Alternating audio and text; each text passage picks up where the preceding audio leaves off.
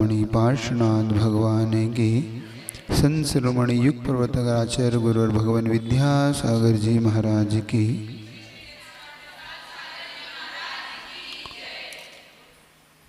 जीवन को कर्म सिद्धांत से समझने का पुरुषार्थ एक बार आपके सामने फिर से करते हैं। घटना एक ऐसे पति जीवन को लेकर है। अपन पहुंच गए थे कि उस जीव ने 2 बार मृत्यु के मुख से बाहर आया। पहली बार जब उसका जन्म हुआ और जब श्रीदत्त सेठ उसे मारना चाहता था, लेकिन चांडाल उसे नहीं मार पाया और उसे छोड़कर चला गया। दूसरी बार उसकी बहन ने ही, जब उसके बहनोई इंद्रदत्त ने उसे उठाकर अपनी पत्नी को दिया, तब भी इसने पुनः इसको मारने के लिए दूध पिलाती गाय तक, जिसकी रक्षा ऊपर वाला करता हो। ऊपर वाला मतलब यहाँ पर कर्म से लेना कि कर्म किस प्रकार से पुण्य उसकी हमेशा रक्षा करने के लिए तत्पर होता है, और कर्म जिसकी रक्षा, पुण्य जिसकी रक्षा कर रहा होता है, वो स्वयं उसको फिर मानना किसी के लिए भी संभव नहीं है। अब देखो उसका जीवन किस प्रकार से बदलता है, चेंज होता है। अचानक एक ग्वाली की निगाह पड़ती है जब गाय का दूध के लिए वो वहां पर पहुंचता है। मेरी गर्दन ऐसी हो जाएगी, आप लोग इस तरह भी हो जाओ तो अच्छा है ना, इस तरह बैठो। तो अचानक जब ग्वाले की उसकी निगाह पड़ती है कि वो गाय को देखने जाता है कि आखिर किसने इसके दूध को ले लिया, तो देखता है कि वो गाय स्वयं उस बालक के मुख में दूध को झरा रही है, दे रही है। तब उसने उस बच्चे को उठाकर उसके मुखिया, जिसका नाम गोविंद था, ग्वाले का मुखिया का नाम क्या था, गोविंद को दे दिया, जिसके घर में संतान नहीं थी। वह उस ग्वाले के मुखिया के पास जब घर में पहुंचा तो संयोग से उसकी पत्नी को संतान नहीं थी, और चूंकि इसके आने पर, पुण्यात्मा के आने पर सारे काम अपने आप सरल सहज होने लगते हैं। पुण्य की एक खासियत है, ये जहां जाता है वहां सारी व्यवस्थाओं को अनुकूल बनाता है। पाप की खासियत है, ये जहां जाएगा वहां तुम्हारी बनी व्यवस्थाओं को ध्वंस कर देगा, बिगाड़ देगा। पुण्य बड़ी गड़बड़ व्यवस्था को बना देता है, और पाप बनी बनाई व्यवस्था को आप कई बार महसूस करते हैं। सब कुछ ठीक चल रहा था, सब कुछ व्यवस्थित था, और अचानक गाड़ी पटरी से नीचे आ गई। कैसा क्यों हुआ? वो इसलिए हुआ कि तुम्हारे पुण्य के एकदम पटरी पाप की पटरी पर चली गई, और पूरी पाप की पटरी पे जाते ही गाड़ी अनबैलेंस हो गई। आप विचार करते हैं आखिर क्या हो रहा है मेरे जीवन में, ऐसा क्यों हो रहा है, क्यों उत्पाद इस प्रकार से देखने में आ रहा है। तो वो सब भी पुण्य पाप का फल। और जब गोविंद ने उस बालक को अपने हाथ में लिया और अपनी पत्नी को दिया, बहुत बड़ा उत्सव मनाया गया। पूरे ग्वाले आए इकट्ठे हुए, और उसको बहुत गजब के उत्सव के साथ, और उसका जब नामकरण हुआ, क्योंकि इसके आते ही उस दिन इसको इतनी गायों का लाभ हुआ। किसको? गोविंद को। जो ग्वाला था, गोविंद नाम का ग्वाला, उसको इतना बड़ा लाभ हुआ, कई गायों का लाभ हुआ इसको। जो गायें इसके लिए दुर्लभ थी, जो गायें इसको प्राप्त नहीं होती थी, इस बच्चे के घर में आते ही सहज इसको लाभ हो गया। स्वयं जो नहीं देते थे वो भी गाय दे गई, कोई बात नहीं है, आपके पास ले लो, रख लो। आप देखो कितना, जब पुण्यात्माओं के आते ही कैसे। तो इसका नाम, चूंकि धन गोधन को ही कहा जाता है। धन किसको कहा जाता है? गोधन को। अपने यहाँ पर जब हम 5-10 प्रकार के परिग्रह देखेंगे ना, तो उसमें आपको हिरण्य, स्वर्ण, धन, धान्य, इस एक शब्द मिलेगा आपको। क्षेत्र, वास्तु, हिरण्य, स्वर्ण, धन, धान्य, दासी, दास, कूप्य और भांड। कूप्य और भांड गया गावा जिसकी व्यवस्थित कर। कूप्य और भांड नाम का जब इसको आपको ये मिलेगा, तो आप जब धन को देखेंगे वहां पर, तो अपने यहाँ धन रुपये पैसे को नहीं कहा। हमारे यहाँ धन कहा है गाय, गोधन इत्यादि। अब इसको रोक लो तो ज्यादा अच्छा, क्योंकि अब वो सारी देखा अपन ने। जब गोविंद के यहाँ पे इसका जन्म हुआ, इसका महामहोत्सव एकदम जन्म ऐसा मनाया गया, और जब इसको गायों का लाभ हुआ, इस ग्वाले को, मुखिया को, तो इसका नाम धन कीर्ति रखा गया। वही बता रहा था मैं आपको, क्योंकि हमारे यहाँ धन गायों को कहा गया है। हमारे यहाँ धन रुपये पैसे को नहीं कहा गया। हमारे यहाँ धन किसको कहा गया? गायों को। तो हमारे यहाँ मुख्य रूप से गोधन ही धन है। आचार्य भगवान ने एक सूत्र भी दिया ना, आचार्य वीरसेन स्वामी का, या श्री सा गो। यहाँ मतलब यहाँ पर धरती पे अगर कोई धन है तो, लक्ष्मी है तो गाय, या श्री। श्री का मतलब होता है लक्ष्मी। श्री का मतलब होता है श्री का मतलब होता है लक्ष्मी। लक्ष्मी अगर कोई इस धरती पर है तो वो है गाय, या श्री सा गो। तो जब वो उसका नाम इसलिए धन श्री रखा जाता है उस पुत्र का नाम। धीरे धीरे वो पुत्र बड़ा होने लगता है। वो धन श्री जितना सुंदर था, उतना ही लोगों का प्रिय हो गया था वो। और उसके आने से इस ग्वाले के मुखिया को इतना लाभ होने लगा था, गायों का दूध बढ़ने लगा। जो लोग अभी तक इससे ज्यादा कुछ नहीं संपर्क करते थे, अब इसके पास विशेष घी लेने, क्योंकि इसका घी का बहुत बड़ा कारोबार था। तो इस गोविंद नाम के इस ग्वाले के मुखिया का इतना घी का बहुत बड़ा काम था, तो बड़े बड़े दूर दूर से हम लोग, कभी ये बेचने जाया करता था, अब लोग इसके यहाँ लेने आते थे। देखो जब पुण्य का उदय होता है तो एक अलग ही जीवन हो जाता है, अलग ही आपके जीवन में अनुभव आप महसूस करना। दिल्ली में ऐसी कई हम लोगों ने देखा कि वो बताते हैं कि वहां पे एक ऐसी दुकानें हैं, पुण्य के उदय देखो कैसे उसकी। एक साड़ी की दुकान बता रहा हूं, वहां पे कोई जैन की है, शायद किसकी हो पता नहीं मुझे, लेकिन उसके यहाँ पे लाइन लगती है।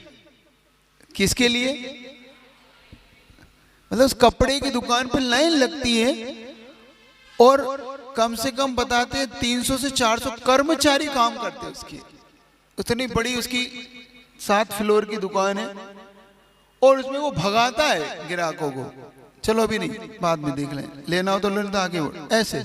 और उसके पास में कई दुकानें हैं, वहां लोग बुलाते हैं, है ना, दुकान में आप बाहर खड़े हो जाते हो, आइए आइए भाई, और वो जाते नहीं वहां पे लोग। और वो कहता है अच्छा अभी आपको जल्दी यहाँ से जल्दी लेना हो तो लो, नहीं तो। ऐसे कई पुण्य के उदय में देखो कैसे कैसे। अब उसकी यहाँ लाइन लगती थी कि हमें ये चाहिए ये चाहिए, और कभी वो मनाता था ग्राहकों को। अब लोग ग्राहक, तो ये धनसिरी जब धीरे धीरे और पुण्यात्मा इसका और वैभव बढ़ने लगा, इसकी ज्ञान संपत्ति सब बढ़ने लगी। तो ये जब 17-18 साल का हुआ तो श्री दत्त का व्यापार भी घी का ही था, वो भी सेठ था, वणिक था, बनिया पुत्र था। और एक दिन संयोग से इस गोविंद के यहाँ पे आना हुआ, क्योंकि इसके यहाँ व्यापार का लेन देन था। तो एक दिन ये गुजर रहा था, तो गोविंद ने कहा आप हमारे यहाँ भी आया करें, पधार करें। तो इसने कहा चलो एक बार चलता हूँ, मिल लेता हूँ। और जैसे ये पहुंचा, ऐसे पुत्र को देखा, तो ये चूंकि इसको चिन्ह तो वही दिख गया, जो मसा और तिल थे ना, तिल और मसा इसके ऊपर थे, कुछ ऐसे चिन्ह जो इसको। तो ये पूछता है गोविंद से, गोविंद ये बताओ ये कौन है? मेरा पुत्र। कब हुआ ये? 18 साल हो गए इसे, मुझे इसकी उम्र ही 18 साल हो गई। बहुत पूछताछ की तो गोविंद ने कुछ रहस्य नहीं खोले इसको। जब ये रहस्य नहीं खोले, लेकिन शंका इसकी बराबर बनी रही, तो इसने कुछ ग्वालों को, जो इसके पूर्व पहले इसके बहुत बुजुर्ग ग्वाले हो गए ना, जो इसके साथ शुरू से थे, इसने श्रीदत्त ने उनको कुछ लालच दिया रुपयों का, और लालच दे के पूछताछ करता है ये बताओ ये पुत्र किसका है? अब जब लालच बुरी, लालच में जब फंस जाता है तो सब कह देता है। आदमी धन से क्या नहीं करा लेता, धन आदमी से क्या नहीं करा लेता, पैसा व्यक्ति के जीवन को क्या नहीं करवा सकता। बस जैसे उसने धन बताया और वो बोल पड़ा कि सेठ जी किसी से कहना नहीं, ये हमारे मुखिया का पुत्र नहीं है। उसका शंका फुटसीट बैठा, कभी कभी निशाना एकदम सटीक बैठा उसका। और क्या मैं तो समझ में तो आ रहा था कि ये इसका पुत्र तो नहीं है, तो ये किसका पुत्र है? तो बताता है कि एक दिन जब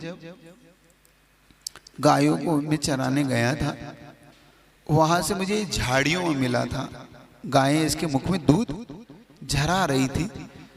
तब मैंने अच्छा ये वही है। अब इसका पूरा विश्वास कि चांडाल ने मुझे फिर धोखा दिया। और जब इसने पता कर लिया कि इसी का पुत्र है, मतलब इसका पुत्र नहीं है, मतलब ये वही पुत्र है जो जिसको मैं मारने के लिए 2 बार प्रयास कर चुका हूं।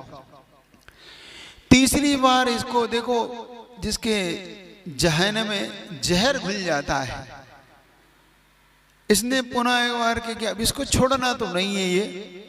और देखो भाग्य से बार बार टकरा रहा है श्रीदत्त सेठ का, और इसका बार बार देखो पुनः ये श्रीदत्त सेठ के हाथ से निकलता और पुनः श्रीदत्त सेठ इसको।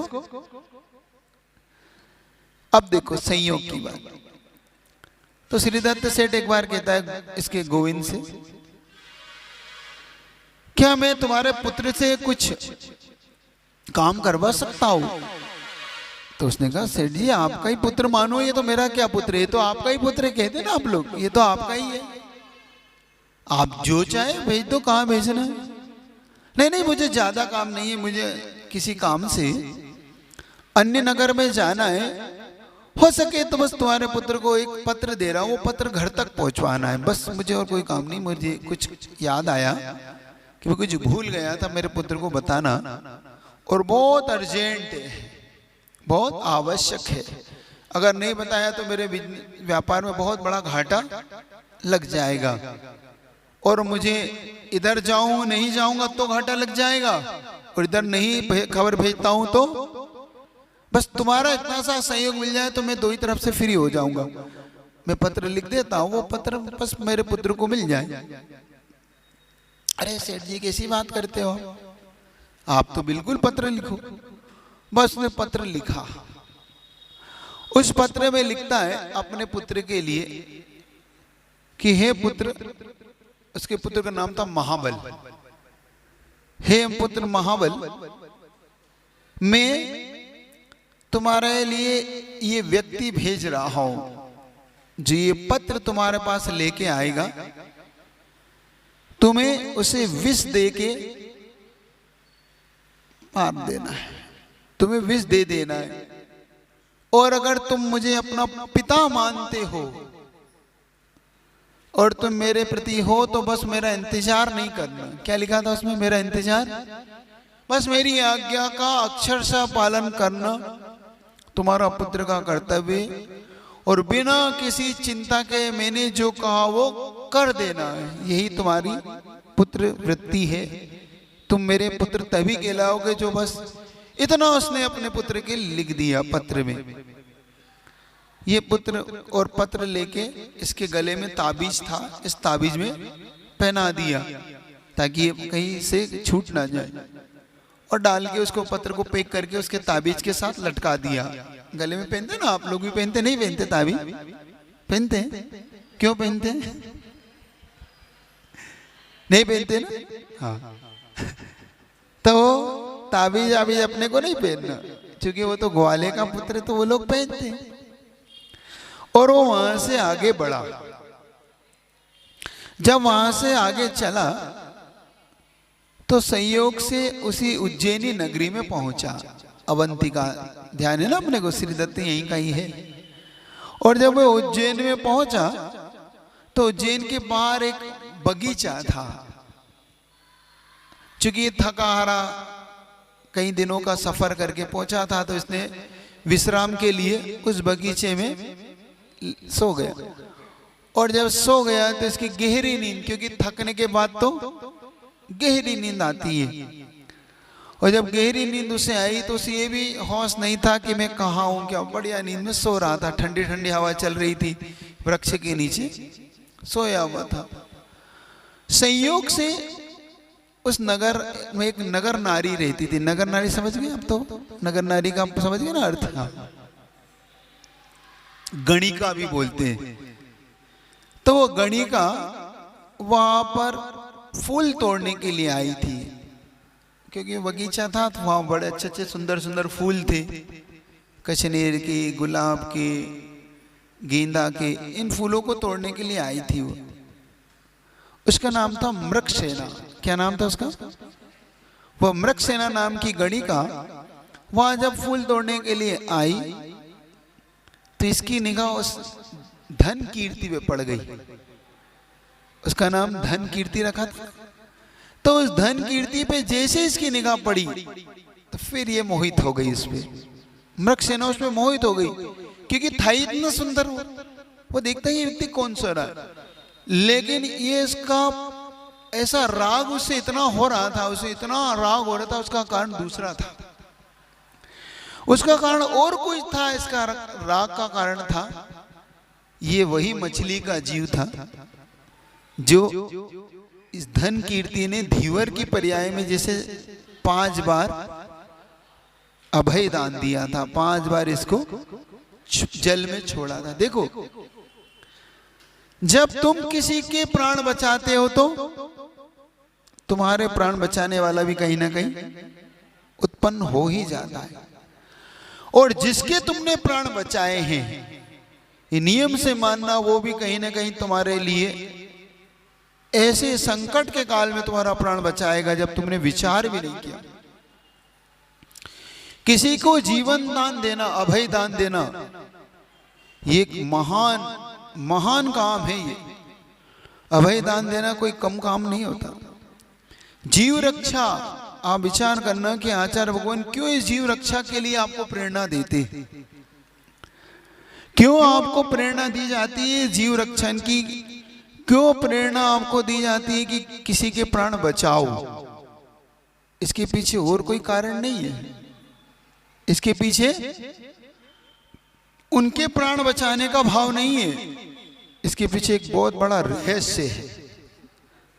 उस रहस्य को आज आपके सामने खोलता हूं, बड़े गौर से सुनिए। हम जैनियों के कर्म सिद्धांत सबसे ज्यादा महत्वपूर्ण है। हम कर्तावाद को नहीं मानते, हम कर्मवाद को मानते हैं, क्योंकि हमारे यहाँ कर्ता कोई नहीं है। हमारा स्वयं कर्म करता है और हम उस कर्म के भोक्ता हैं। हम स्वयं इस कर्म के करने वाले हैं और इस कर्म के भोक्ता भी हम ही हैं, चाहे वो पुण्य रूप हो चाहे पाप रूप हो। तो सर्वसम्मत तो यही है कि हम इस कर्म के कर्ता हम स्वयं हैं और कर्म के भोगने वाले हम हैं। एक बात आपसे पूछना चाहता हूं कि जो पाप करता है, पहले आपसे पूछ लेता हूं, उस पाप का साथ देने वाला भी पापी होता है कि नहीं होता है? जो पाप करे और जो पापी का साथ दे वो भी पक्का है ना? ठीक। एक घटना आपके सामने एक संस्मरण रखता हूं। पूज्य सुधा सागर जी महाराज जी के जीवन का घटना है। उनने हुआ यूं, शायद ये घटना अशोक नगर की है। अशोक नगर में महावीर जयंती का दिन आया और महावीर जयंती के दिन के साथ साथ उस महावीर जयंती के पर्व पे बकरा ईद भी आ गई। महावीर जयंती, भगवान महावीर स्वामी अहिंसा को मानने वाले, और उस दिन वो पर्व जब आया उस दिन हजारों उन मुख बकरों की बलि दी जाए। एक तरफ तो हम अहिंसा के मानने वाले, हम लोगों को खेद कितना कि कोई एक जीव मारे, और उस दिन लाखों करोड़ों बकरे मारने की बात आ रही है। तो महाराज जी ने भरी सभा में कहा कि देखो, इन बकरों को बचाने के लिए हमें सबको पुरुषार्थ करना है, हम सबको माला फेरना है, पुण्य बढ़ाना है, ताकि ये बकरे बचे, ये बकरे मारे ना जाएं। और बहुत अच्छा उन्होंने उपदेश भी दिया। ये उपदेश किसी मुस्लिम भाई ने सुना, ये उपदेश से किसी मुस्लिम भाई ने सुना, तो उनको लगा कि भाई ये हमारा भी पर्व है और ये हमारे, इनका भी अहिंसा है, हमारे यहाँ ये धर्म है। अब देखना, एक वकील जो मुस्लिम वकील थे, बहुत अच्छे वकील थे, उन्होंने महाराज से कहा कि महाराज आपसे कुछ समझ चाहिए मुझे। तो मैंने कहा ठीक है। महाराज के पास पहुंचता है, महाराज से पूछता है, आप बताइए महाराज श्री, आपके जैनियों का सिद्धांत क्या है? देखना, बहुत अच्छे सुनना, ऊपर से चली जाएगी सारी बातें, बिल्कुल प्रिंट ऑफ साइलेंस, अटेंशन होके सुनिएगा, नहीं तो बात आपके ऊपर से निकल जाएगी। आप जैनियों का सिद्धांत क्या है? और गजब की बात उसने जो कही वो तुम्हें अंदर तक, तुम उसके समर्थन पे जाओगे। अभी देखना तुम, आप जैनियों का सिद्धांत क्या है? तो उसने कहा जैनियों का सिद्धांत है, जो जैसा करता है वो वैसा भुगता है। यही सिद्धांत है ना जैनियों का, कि जिसने जैसा कर्म किया है वो वैसा फल भोगता है। फिर उसने कहा कि महाराज जी एक बात और पूछना चाहता हूं कि मान लो कोई पाप करके आया है और पाप में उसको, पापी को अगर कोई बचाता है, कोई अगर पाप करके हत्या करके किसी की आया हो और उस पापी को कोई, हत्यारे को कोई बचाता है, तो वो भी पापी है कि नहीं? पूछना चाहता हूं, है कि नहीं? हत्यारे को, जिसने किसी की हत्या की हो और उसको कोई बचाता है, तो वो भी पापी है। तो ऐसे पापी को बचाना चाहिए, ऐसे हत्यारे को बचाना चाहिए कि नहीं? नहीं बचाना, उसको सजा मिलना चाहिए कि नहीं? अदालत अगर उसे सजा देती है और कोई वकील उस पापी के पक्ष में जाके उसको बचाता है, तो वो भी पापी है कि नहीं? आप लोग से पूछ रहा हूँ, वो उसने जैसे ही महाराज जी से पूछा वही आपसे पूछ रहा हूँ, है? तो महाराज जी बिल्कुल ठीक है, पापी को बचाना नहीं चाहिए, पापी को तो भाई सजा मिलना। अच्छा, पापी को सजा मिलना चाहिए कि नहीं? एक बार वो पूछ लेता हूँ, जोर से बोलो, मिलना चाहिए, ठीक है? ठीक। तो उसने कहा कि महाराज श्री, ये जो बकरे हैं ये पाप करके आए कि नहीं आए? इसलिए तो बकरे बने। ये अपने कर्मों का फल भोग रहे कि नहीं? आज कटेंगे तो अपने पाप के कारण कटेंगे कि नहीं? ये जल्दी बोलो।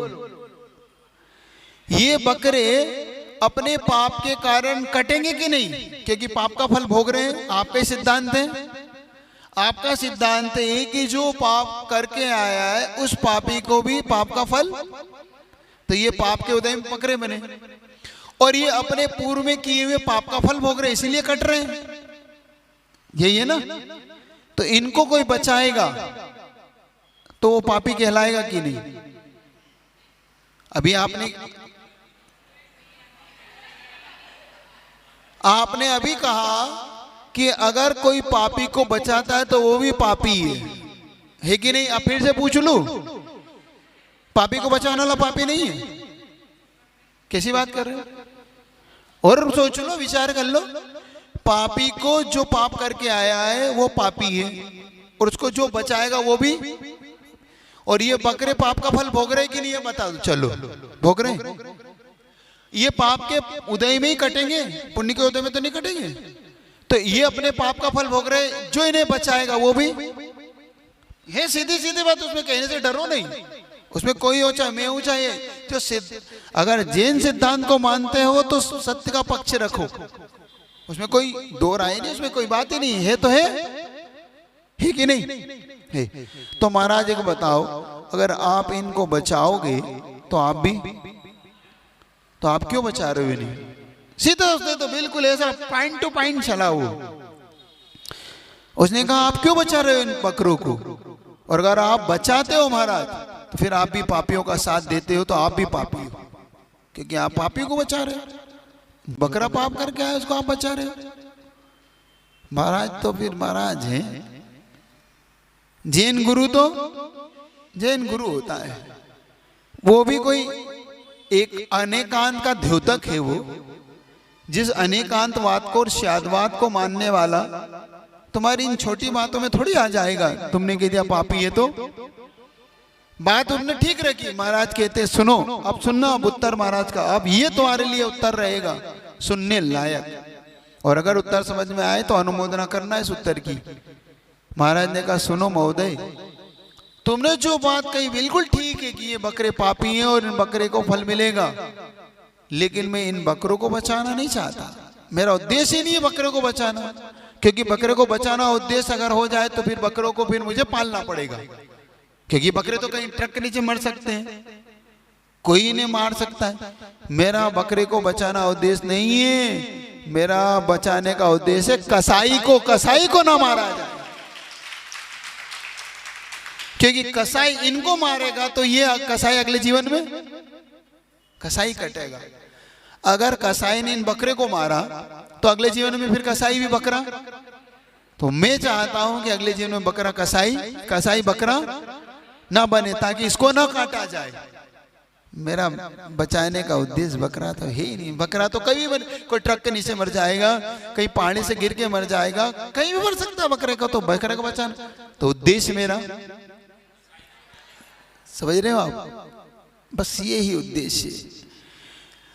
उद्देश्य कितना गहरा होना चाहिए इस पर डिपेंड करता है। उसने हाथ जोड़ लिए उन्होंने बाद में, हाँ अब ठीक है। वकील क्या कहते हैं, अब मेरा पापी को बचाना नहीं है, बल्कि उस व्यक्ति को पाप करने से बचाना है। अब उसको बात समझ में आ गई। अब तुम्हें समझ में आ गई। हम जब किसी को प्राणों का दान देते हैं, अभय दान देते हैं, तो हम उसे बचाते नहीं हैं।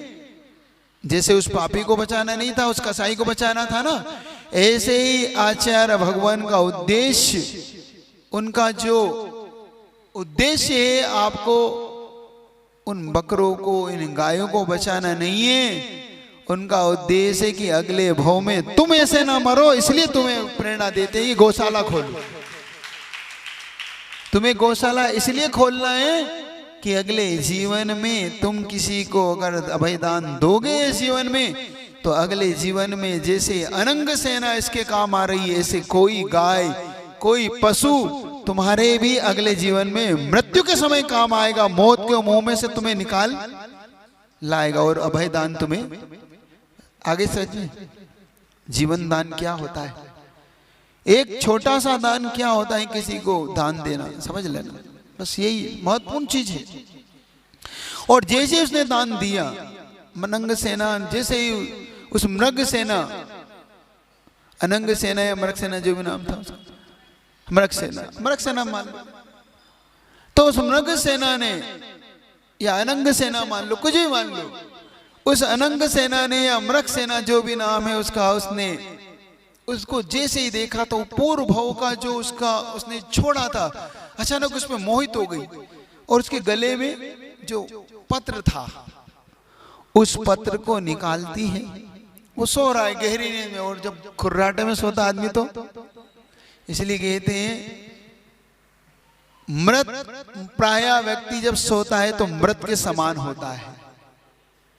प्राय जब व्यक्ति सोता है तो मृत के समान होता है, उसे होश नहीं होता वो कहाँ है। ध्यान रखना, जब जब तुम सोओगे तो कैसे सोते हो? बिल्कुल कहाँ पड़े हो, कहाँ हो, होश होता है। कुछ लोग तो पूर्व में सुलाओ पश्चिम में मिलते हो, कुछ लोग बिस्तर पे सुलाओ जमीन पे मिलते हो, नींद में गिर गिर पड़ते। क्यों? अलग भी होते हैं ना। निद्रा भी 5 प्रकार की होती है। निद्रा, निद्रा निद्रा, प्रचला, प्रचला प्रचला और स्थान गृद्धि, ये 5 प्रकार की निद्रा होती है जीव को। इनमें जब विशेष अलग अलग निद्रा होती है, एक होती है सामान्य निद्रा, जरा सा आवाज करो और खुल जाती है, इसका नाम निद्रा। दूसरी होती है निद्रा निद्रा। इस निद्रा के अंदर उठाने पर फिर सो जाता है, उठाओ उसे फिर, हाँ उठ रहा हूं फिर। तीसरी निद्रा होती है प्रचला। प्रचला में तो उसके ऐसा लगता है आंखों में धूल सी भरी हो, बिल्कुल ऐसा, उठाओ और मलता है, गिरता पड़ता सा वो उठता है, फिर कहीं भी सुला दो सो जाएगा, इतनी गहरी नींद होती। फिर होती है प्रचला प्रचला, इसमें लार बहती है उसको, कहते ना बहुत से लोग को लार बहती रहती है। कुछ लोग को नींद में थोड़ा सा बड़बड़ाने की आदत होती है। कुछ लोग बिस्तर पे कुछ भी कर देते हैं। हाँ बच्चे होते हैं ना छोटे, लघु शंका है, उन्हें होश ही नहीं होता क्योंकि वो गहरी नींद होती है ना उनकी। तो ऐसे व्यक्ति को प्रचला प्रचला नाम का उदय होता है। और एक होती है स्थान वृद्धि। स्थान वृद्धि के उदय में तो चलता है, वो नींद में ही चलता है, बड़े बड़े काम कर जाता है, जैसे दरवाजा खोल लेगा, घूम के आ जाएगा और पुनः सो जाएगा। इसको स्थान वृद्धि। एक उदाहरण देते थे आचार्य ज्ञान सागर जी महाराज कि एक महिला नींद में चलती थी। जब उसका उस लड़की का विवाह हुआ, जब वो शादी हुई उस लड़की की, तो नींद में उसकी पहली रात में वो नींद में उठी, पति तो सोया हुआ बेचारा, और वो उठी। अब बेचारा क्यों कहे मत पूछो, अब तुम जानते हो उसके।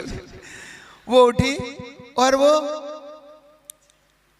एक जगह पर जाकर एक बड़े से पत्थर के नीचे उसने अपने आभूषण उतारे और रख दिए और पत्थर भरा रख के चली आई। और घर वाले पूछ रहे आभूषण कहाँ है? रात में चोरी हो गई, क्या हुआ? ओके, मुझे नहीं पता। और घर में बाकी सामान सब सुरक्षित है, पैसा है, रुपया है, तिजोरी, कुछ नहीं, इसके आभूषण कहाँ चले गए?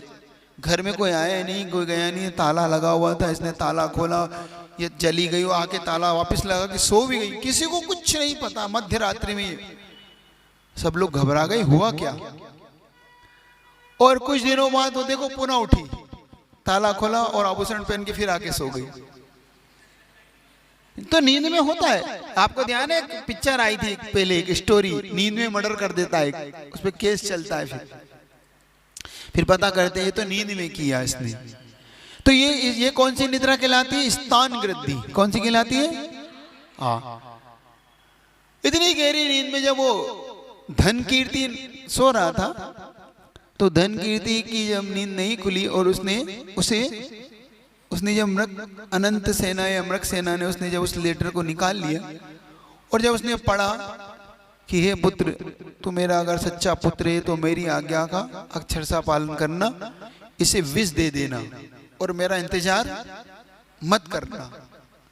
उसने जैसे ही सुना कि देखो ये सेठ के मन में इसके प्रति क्यों बैर है, ये तो इतना सुंदर है, उसने कुछ नहीं किया। उसने अपना काजल निकाला, काजल था उसके इसमें, और उसने विष के आगे मात्रा खींच दी। इसका नाम क्या हो गया? विषा। विष से विषा दे देना। पत्र वैसे ही रखा उसमें, और विषा उसकी पुत्री का नाम था। श्री दत्त की पुत्री का नाम क्या था? विषा था। और उस जैसे ही पत्र उसको वैसा का वैसा उसके गले में बांधकर और अपना फूल लेके चली गई।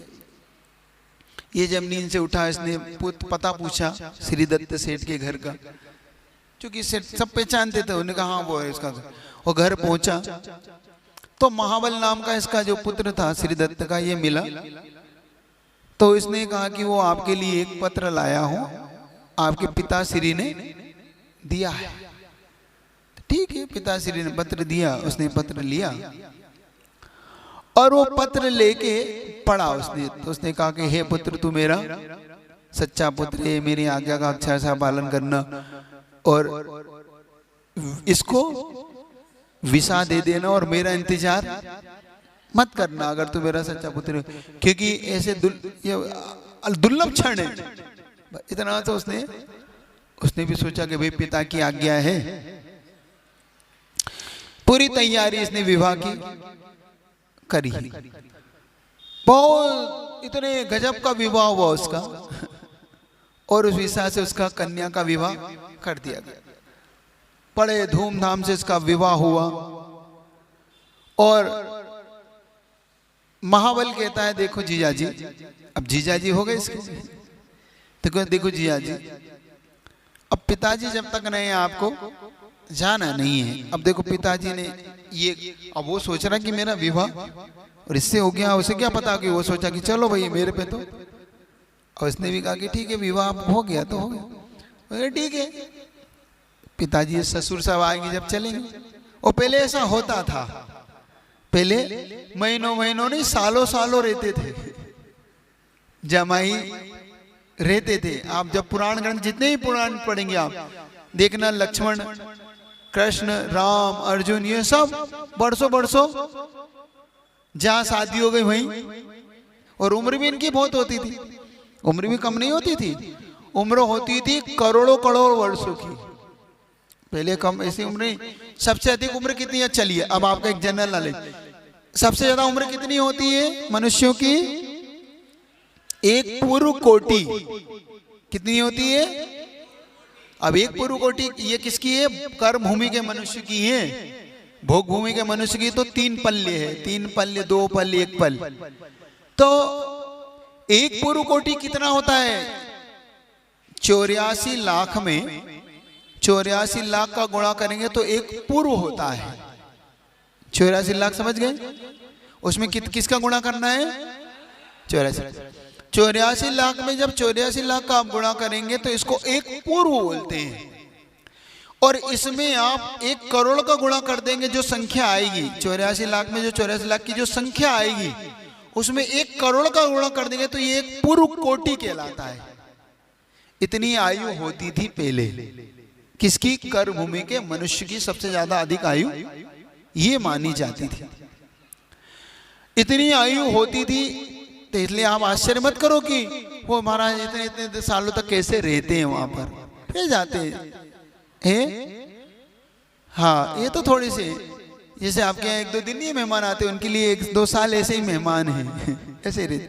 और उनके यहाँ पे, चूंकि आपके यहाँ और अब अंतर यूं भी है कि पहले जो घर होते थे वो अलग अलग हुआ करते थे। महल, इतना घर है तो वहीं जमाई राजा रह गए, उनके लिए 2-5 नौकर लगा दिए, खाने पीने की व्यवस्था, तो उन्हें वैसी फिक्र। 7-7 खंड के महल होते थे उनके, तो एक खंड पे जमाई राजा रह गए, क्या फर्क पड़ा उन्हें। और पहले संतान भी खूब होती थी, ऐसा भी कोई फिक्र नहीं कि इकलौता है तो कहाँ गया। पहले तो होते थे कि नहीं? अरे अभी तुम 50 साल 60 साल पहले अभी दादियों से पूछो, उनकी 10-10 12-12 संतान है। किसी दादी की 10 है, किसी दादी की 8 है, किसी की पूरी क्रिकेट टीम है नहीं है? हाँ 12-12 है। कितने अपने? 10 भैया और लो। मैं तो कहता हूं जैन समाज को इनको पुरस्कृत करना चाहिए ऐसे लोगों को। सही बता रहा हूं, इसलिए कह रहा हूं क्योंकि जैन समाज का जो ह्रास हो रहा है ये चिंता का विषय है। जैन समाज का जितना ह्रास हुआ है ये सबसे ज्यादा चिंता का विषय है, क्योंकि अब जैनियों की 1 या 2 संतानें होती हैं। 1 या 2 संतानें होने के बाद जब उनकी संतानें ही नहीं होगी तो आपका जैन शासन चलेगा कैसे? अगर इस जैन शासन को तुम सुरक्षित रखना चाहते हो तो ये तय मान के चलिए कि एक अच्छे श्रावक और एक अच्छे श्राविका का जन्म होना बहुत जरूरी। और अब जैन श्रावक श्राविकाएं, अगर एक श्रावक श्राविका के रूप में इन बच्चों का जन्म नहीं होगा तो ये जैन शासन बहुत जल्दी डूब जाएगा। ये जैन शासन का सूर्य बहुत जल्दी अस्त हो जाएगा। इस जैन शासन के सूर्य को तुम अगर उदित देखना चाहते हो तो जैन श्रावक सुनिए, तुम लोग जैन श्रावक कान खोल के सुने। अगर ये जैन शासन के सूर्य को तुम उदित देखना चाहते हो कि ये जैन शासन 21,000 वर्ष तक पूरा चले, तो अब आपको नए बच्चों को, जो नए श्रावक श्राविका बन सके, ऐसे श्रावक श्राविकाओं को जन्म देना बहुत जरूरी है आप सबके लिए, जो आप नहीं देते। अब एक संतान या 2 संतान, ऐसा लगता है जैसे आपके ऊपर बोझ हो रहा हो, और आजकल तो एक भी नहीं चाहते। ये जैन शासन के पतन में आपका योगदान माना जाएगा, जैन शासन के उत्थान में नहीं, जैन शासन के पतन में आपका भारी योगदान। इसलिए कह रहा हूं योगदान नहीं है, ये पतन में कारण है। तो इस कारण से आप जो शिकायतें करते हो कि मुनि नहीं मिलते, महाराज नहीं मिलते, ये इसके लिए आप खुद इसको मान के चलना है। इसलिए मैं चाहता हूं कि ये जैन शासन को बढ़ाना चाहते हो तो आप डरिए, घर पर आरती शाम।